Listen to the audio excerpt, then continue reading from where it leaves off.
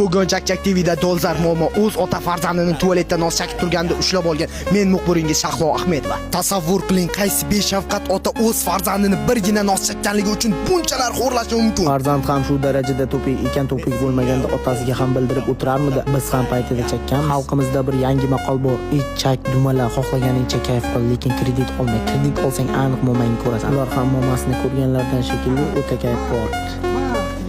Hoy, otaxon, nimaga buncha o'z farzandingizni xo'rlayapsiz? Sen kimsan o'zi? O'zimda o'g'lim, xohlaganimcha uraman. Chakchak TVga o'g'lingiz ariza qoldirgan, har kuni xo'rlayapsiz ekan. O'zimda o'g'lim, xohlaganimcha uraman. Arslon o'g'lim men. Sen qayerdan kelding o'zi? Dittinna. Men ham nima qilay akalar, 16 yoshimda boshimda shuncha kredit bor. U ham yetmaganda qo'lim sinib o'tiribdi. Qaydandir shuncha balo qazo kelyapti menga. Unga u ham yetmaganda bitta yetim jo'ram mana endi nos chakish o'rgatuvdi. Tualetda nos chakib o'tirsam, dadam kelib o'tirib, men qaydan bilibman? Men ham boshim og'riydi, men ham nima qilishim kerak? Erkak bo'y, yig'lamas suka.